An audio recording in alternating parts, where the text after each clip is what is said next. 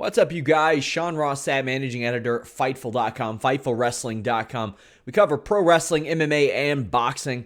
October 31st right now. Couple days, we have that big UFC 244 show. We have Canelo versus Kovalev. We got a lot of stuff going on this weekend. MLW Super Show Saturday, I believe it's called. Lots of stuff going on at Fightful.com this week. But today, we are here. I am here for Sands of Time. Go to shop.fightful.com for that merch. If you're watching live on YouTube, donate any super chat, any amount, get your question or statement read on the air, and we will donate the proceeds to the Equality Federation. This is for Crown Jewel 2019. We will not discuss the politics of this show that much. We have done that at length on a number of podcasts. So let's go ahead and get into the super chats. Hannah Moore says, Brock back to Raw. That's where Ray is, and SmackDown needs a full-time champ. Happy Halloween, Rollins. I agree. They got to set up some sort of trade or something. You can easily say, hey, that's what Alexa and Nikki were a part of, and we'll throw you somebody else too. That makes way too much sense to not do. Who do I see that could be a part of that? Well, let me take a look at the WWE roster in a bit. But I think it would be a good idea. Honestly, if I would throw EC3 in there too. He's not being used, hasn't wrestled in a month. Don't know what's going on with him. I would throw somebody else in there, not Samoa Joe, because I think him with AOP would be really good. Unless they want to send AOP over to SmackDown as a part of this deal, but they've been running vignettes on Raw. So I kind of wonder how that would work out. There are a lot of people who have not been assigned yet, so you could maybe have Raw forfeit the rights to sign the Usos or something like that. Like, you could really stack the deck for SmackDown in that regard to maybe even out that deal. Mr. Big Bad Bean says, yowie wowie. Rex Joseph Calmerin says, so, Fiend versus Brock versus Cole at Survivor Series. I don't know how the hell that's going to work. I do not know how the NXT integration will work in a Survivor Series. I'm going to try to find out, but I do not know that right now. Leave a thumbs up, subscribe. I'm glad some of you appreciate the comic sans of time on my footer there. Much appreciated. Let's talk about this show. Battle Royal. I'm a sucker for these, even though they suck, man. One of the Sings sits this one out. Andrade eliminates Sin Cara. We're starting to chip away here. This is for the top contendership to the United States title. Rowan eliminates Murphy. Andrade tosses out Truth. Humberto Carrillo tosses out Andrade. Then we get Harper, Rowan, Cedric, and Carrillo as the final four. And you knew it was coming from a mile away. By the way, the crowd loved Harper. That was wild, random. But hey, one of the benefits of doing a WWE doing a dumbass show there. Rowan and Harper eliminate Cedric, and Carrillo wins when Harper gets eliminated by Rowan. Rowan turned on Harper, and I thought that was a good way to kind of solidify that Rowan's a son of a bitch and give Humberto a win. This seems like it would have made a little bit more sense if Carrillo had not just lost the Styles from an idea standpoint, but whatever. 24/7 championship. Right after Sunil Singh is eliminated, R-Truth rolls him up and wins the title. All the dorks chase him out, and later on, Truth is running from said dorks, gets pinned by Samir Singh. Samir Singh ends up becoming the 24/7 champion, as his brother was earlier. Reminder, guys, FightfulSelect.com. If you miss Alex Palowski's reviews, go over there. 2 episodes of Sour Graps per week. You get the Fightful Weekender, which is non-WWE main roster stuff, non-AEW stuff. We're talking NWA, Ring of Honor, Impact Wrestling, NXT UK, 205 Live, some Beyond over there. A lot of stuff covered in that podcast. Then every week I do the Backstage Report podcast, where I talk about injuries, contracts, stats, and give you backstage news. Every other week I do the Q&A show, and every month we do a retro review, and I do a dark match commentary. Dustin Lopez says, so what are we going to do when they announce on Raw they're stripping him of the title because he's not on the Raw roster? That sounds like something they'd do. It really sounds like something they do, and it'd be dumb. David says, I haven't watched Crown Jewel yet. I just want to show my support to SRS and the fund you're donating to. Thank you very much. I appreciate that, David. You the man. WWE Championship, and I gotta say, there's gonna be a lot of you that disagree with me on this. I loved this. I loved it. First off, Brock Lesnar defeats Cain Velasquez very shortly via submission. Cain Velasquez's gear works a lot better than street clothes. He looks a lot better in gear. He is a developmental product and project. He is not good yet. Let's just make that clear. I don't care what you guys saw in a 6-man tag match.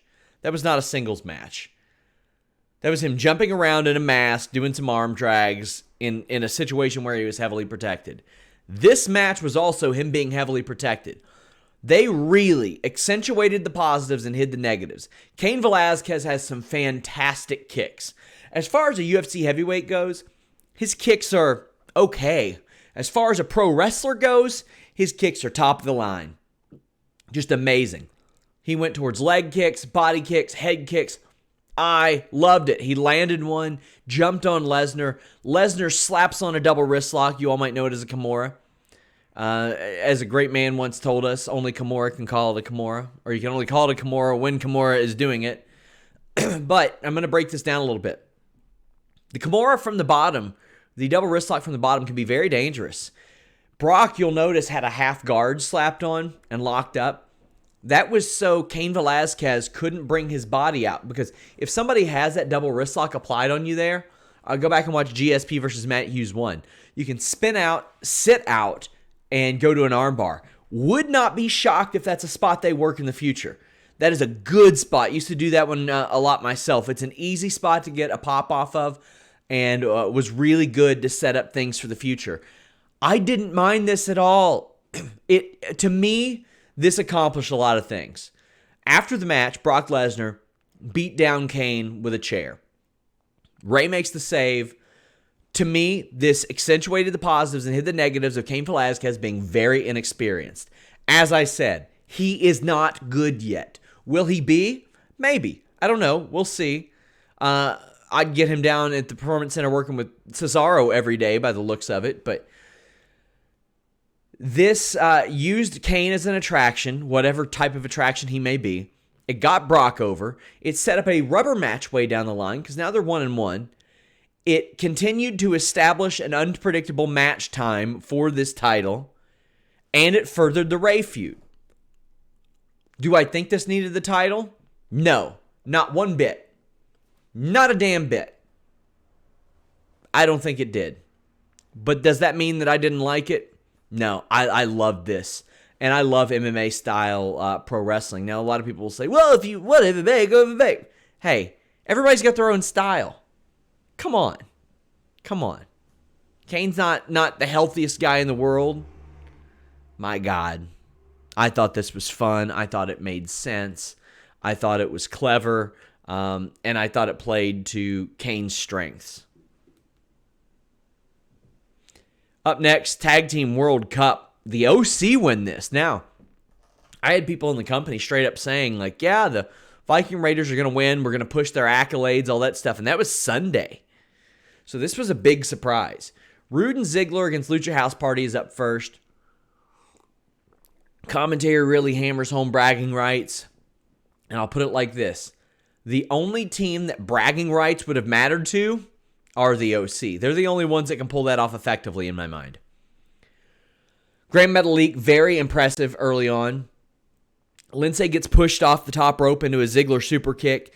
Ziggler hits one on Metalik as he does a handspring in the ring behind the ref, and a glorious DDT eliminates the Lucha House Party. Hawkins and Ryder come out, quickly eat a zigzag spinebuster. They're out. Heavy Machinery are out next, and the stamina takes effect. Heavy Machinery get their win with the compactor. New Day come out.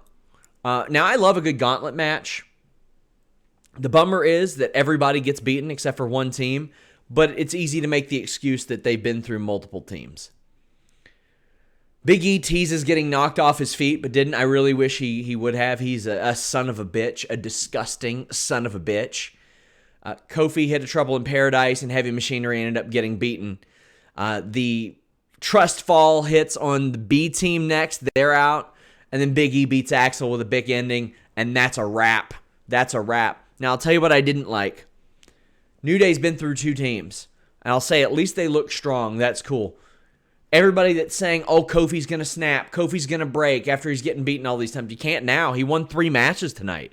They won 3 matches tonight. They got beat once, but whatever. They're facing the Revival on Friday. And then they come out after winning 2 matches already, and the Revival get beaten in like 5 minutes with a small package. This felt like trying to jam 10 pounds of shit into a 5-pound sack.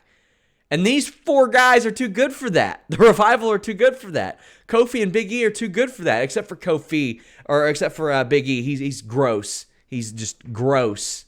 He's disgusting. I'm glad that they lost this match because he's gross. Anyway, the Viking Raiders, or the OC are out next. They beat the New Day after Kofi hits a great mushroom stomp. Magic Killer get hit. I'll tell you what looked really dumb. This was set up by the Revival getting beat by a tired team in 5 minutes and hitting the Shatter Machine on New Day. Why didn't they just do it during the match? Well, that set up the OC winning, and then the OC beat the Viking Raiders. I thought for sure the Viking Raiders were winning this. This was a hell of a swerve. I don't know if it was a good one, because the Viking Raiders have already beaten the OC like 5 times. And I really thought that they kept AOP out of this match so they wouldn't have to get beat and the Viking Raiders could win. But the OC get redemption and win. Good for the OC. Good for the OC. I'll tell you what was good. Mansoor defeating Cesaro. Wow, this was an awesome match. I loved this. Mansoor is green. He's green as grass. But he brought it tonight. And you can credit Cesaro a lot with having that ring generalship that he has and being able to have a good match with people. They trusted him to have matches with tough enough guys years ago. But Mansoor brought it. And they both looked good. Cesaro cracks Mansoor with a European uppercut off of a suicide dive attempt. I loved how Mansoor took a face bump out of the corner European uppercut. That was a good spot. Mansoor got some really good offense with the enziguri, the neck breaker, tornado DDT. And at this point, it was just a downright good match. Man, this was just good. It wasn't good for a guy who is young in the sport. It wasn't good for a local talent. It wasn't any of that stuff. It was just a good match. And the thing is, every one of us watching this knew who was going to win that match. We knew Mansoor was going to win that match. But it was still good. I expected like some sort of screw up. I expected some spot where Mansoor looked green. That ain't the case. That ain't the case. And I'm not chalking this up to like a Tom McGee, Bret Hart situation here. Like nobody's touting Mansoor as the next coming. They just put him over in his home country, understandably. Why wouldn't you? This was just good. A pop-up uppercut hits, then a crossface. Then Mansoor clubs Cesaro with this really good suplex. My favorite spot of this entire show. Cesaro's on the second rope, goes for a gut-wrench superplex, but Mansoor turns it into a sunset flip powerbomb. Amazing. This set up the moonsault. Mansoor has some really good facial expressions too. Really good or really bad. Haven't decided yet, but they're great. I enjoy them. Got some memes out of it. That's what's important to me. That's what's important to me. Mansoor cuts a promo after the match. Justin Lopez says, Mansoor for 205. I'm a fan. Yeah. Wouldn't mind seeing some more of his work on TV after this. Capitalize off of this. I think you should. Why not? I can't put this over enough.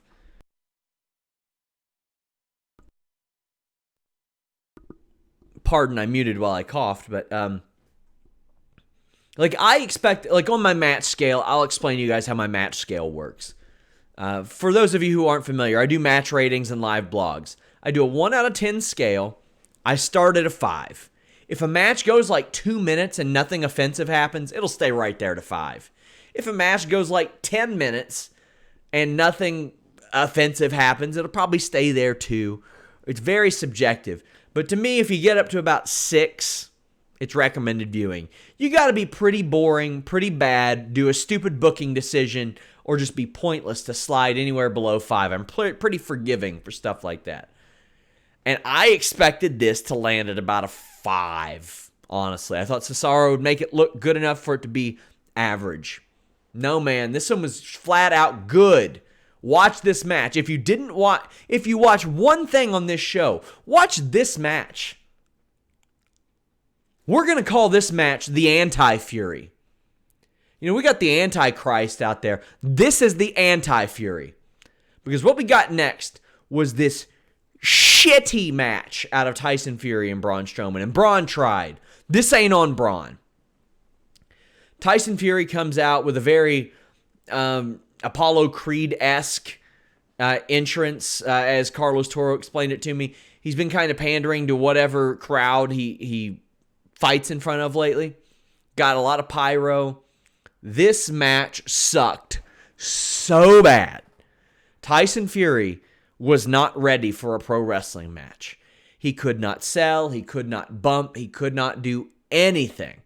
Honestly, if match times for Cain Velasquez and Brock Lesnar switched with Fury and Strowman, would not have been mad at all. Would not have been mad. But Braun Strowman would have looked like a piece of shit.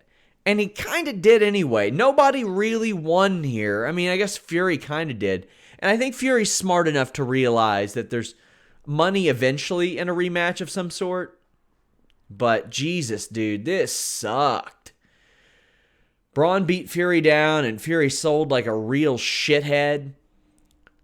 Strowman got posted, and Strowman came around the outside and just hit, and Fury hit him with a shitty kick. Then he did a shitty drop toe hold, a shitty big boot, and a really shitty pin that Michael Cole pretended was good. See, the thing is, Tyson Fury was trying to do the pin right, and it's okay. This is his first match ever. It's okay to make a mistake like that where he goes to pin, but then he remembers, shit, somebody told me to hook the leg. I need to hook the leg. But then Cole tried to pretend it was good, but it wasn't. Strowman does the world's strongest slam and the mow down spot. Fury took some shitty bumps here. He dropped his feet to the ground before he took that world's strongest slam.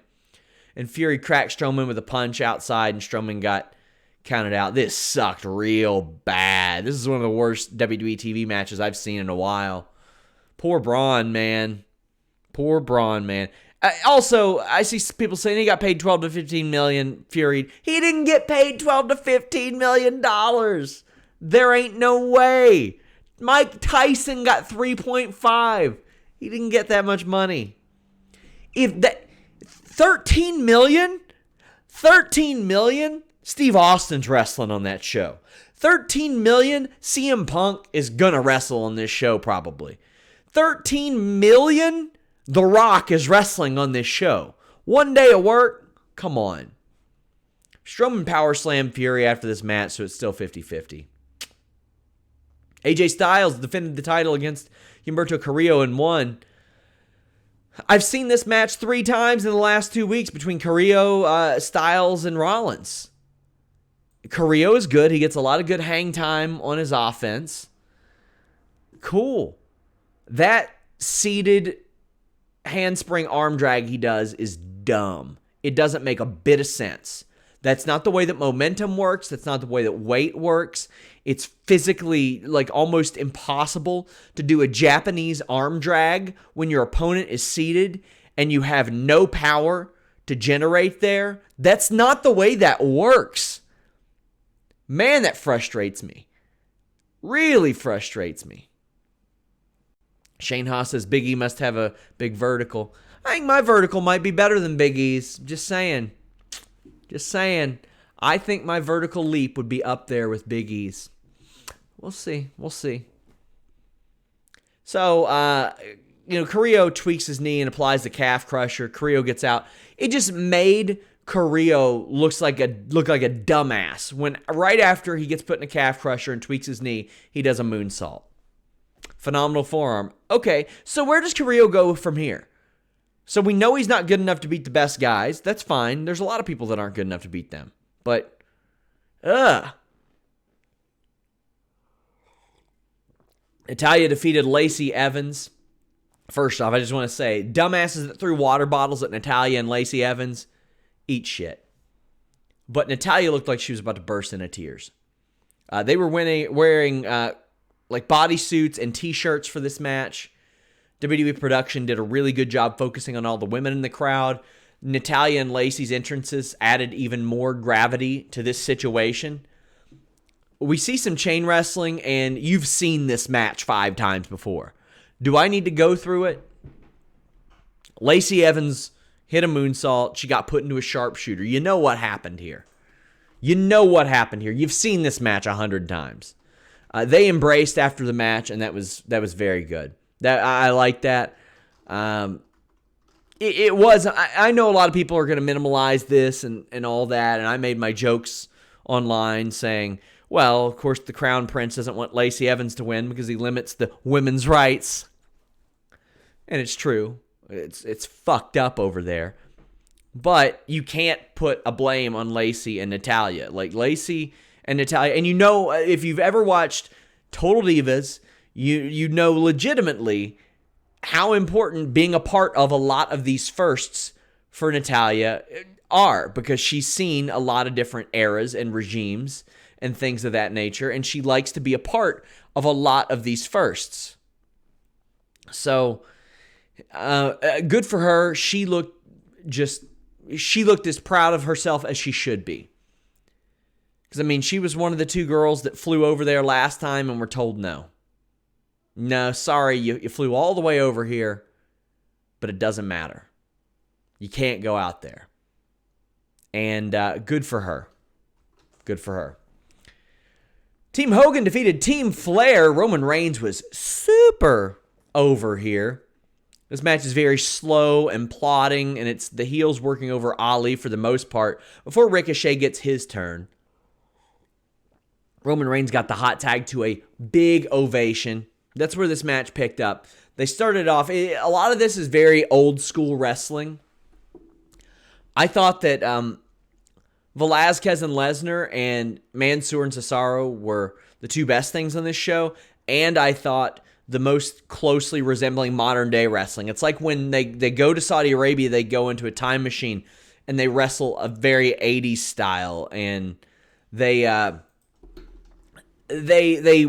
do a lot of getting heat on the baby faces and all that stuff, like for an extended period of time. And that makes a lot of sense, especially considering how over Roman Reigns is with this crowd. It made a lot of sense to have the 2 small, or some of the smaller baby faces rather, get worked over for an extended period of time, and then have Roman Reigns hot tag and just run amok. This match went like, I think, 20 minutes, 1955. Honestly, they should have given some more time to some other stuff. That Fiend Rollins match didn't need to go like 21, 22 minutes. But Roman Reigns is over, man. He fought back. Orton hit an RKO, but the babyfaces banded together to take out the heels, and then a spear on Orton got the win. And you knew the babyfaces were going to pose and celebrate and all that stuff. It's the old Bruce Pritchard line, Hogan must pose. That's what Vince would always say. This was what we thought it would be. It was a harmless 10-man tag match that leveraged Hulk Hogan and Ric Flair into the situation, got them a payday, got them on screen, and made Roman Reigns look good. And there ain't nothing wrong with that. Roman Reigns deserves to look good. He's worked really hard and come back for some crazy stuff. Oh boy, here we go. Falls Count Anywhere Universal Championship. The Fiend defeated Seth Rollins to become champion. Why didn't he win the title at Hell in a Cell? Why in the fudge wax did Bray Wyatt, the Fiend, not win the title at Hell in a Cell? I'm sure some dumbass WWE bootlicker will say, well, but. No. Objectively, Hell in a Cell was bad. This match went 21 minutes. Keep in mind, The Fiend got stomped and hit with a chair like 3 million times last time. Got put in the mandible claw, or put Rollins in the mandible claw, sat up. And I'm like, well, why doesn't he just do that from the get-go now? He's got Rollins laid out. Just do it. Okay. And a lot of people say, oh, well, they're getting paid a lot, so they got to do it here. Okay, well, then don't have that match at Hell in a Cell, because we all saw it. Every single one of us saw it. This ain't just a me thing. This ain't just a Jimmy Van thing. All of you saw it too. All of you had those questions in your head. Did WWE paint themselves into a corner by booking The Fiend, Bray Wyatt, in a title match at Hell in a Cell? And they did. Well, Rollins stomps The Fiend. Nothing happens. The Fiend tries to senton Rollins through a table, but crushes it when Rollins moves. I thought that was the highlight. This, and when The Fiend sent Rollins through the table at ringside, that was good. That was my favorite part. This match should have been 7-8 minutes again. The Fiend kicks out of a stomp on the concrete exposed floor. Rollins eats a Sister Abigail outside, but they go up to the ramp, to the stage, so to speak. Third and fourth stomp doesn't beat The Fiend. So does a fifth one doesn't do it. But a few super kicks send The Fiend into some electrical equipment that explodes into pyro. Rollins is down there checking everything out and eats some pyro to the eyes. Oh no, my eyes, I can't see. Asuka's back there spitting pyro at him. And a Sister Abigail wins it. The Fiend, Bray Wyatt, WWE Champion. And did it feel lacking to you? Because it did to me. Am I happy that he's champion? Well, I don't know. And I don't know what's going to happen with the title. I haven't talked to anybody about it yet. I got right here on this with you guys. Like, what's going to be next? Is SmackDown going to have 2 titles? They're going to make a trade? How's it going to work out? It really gave a hit to WWE. It gave a hit to Seth Rollins. Bray Wyatt, The Fiend, took a hit. Everybody involved in this took a hit. The company, the performers. The match sucked too. The match sucked. It was the same match. And I saw enough of that on this. I saw Lacey versus Natalya for like the 7th time. I saw AJ and Carrillo, and I've seen that match twice this week, but I've really seen that match 3 times because Rollins and Carrillo were just like it. Good mic work commentaries. I love him. He says, got to get Bray over to Raw, no? Or do you move Brock back? Someone's got to. I like Hannah's idea. I would keep Bray as far away from Rollins as possible, so I would move Brock over there. Like Hannah said at the top of the show, Ray is on that brand. I think Ray versus Brock is a solid feud for the title at this point. Ray is as good as he's been in 22 years. Man. So yeah, I think they find a way to get Brock back. If I were them, like I said, I would do a thing where they create some sort of deal. They would have to really stack the deck for SmackDown and make it like it was a big deal or something. I would say, that's part of the trade that sent Alexa and Nikki over. By the way, we won't try to sign the Usos. You all can have the Usos. Because, I mean, that is a nice chip to add in there. Also, if you look at if AOP go over there, that keeps them away from Viking Raiders, and you have a sirloin beef sons of bitches team on each brand.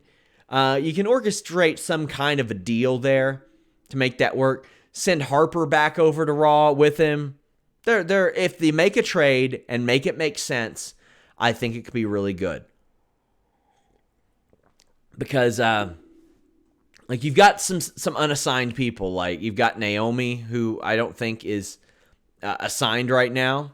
You could say that SmackDown gets the rights to her, yada, yada. There are ways that WWE can do this that make sense and won't get trashed so much. Guys, I want to thank you all so much. Leave a thumbs up. This is a much shorter review. Quite frankly, I got to go hand out some candy for Halloween. But we've all experienced some horrors of ourselves. WWE's October booking. Let's hope for a better November. This is the reset. The cross-promotional stuff will end, but they're about to do a bunch of cross-promotional stuff for Survivor Series, probably. We'll see. Until next time, guys, thank you all so much. We're out.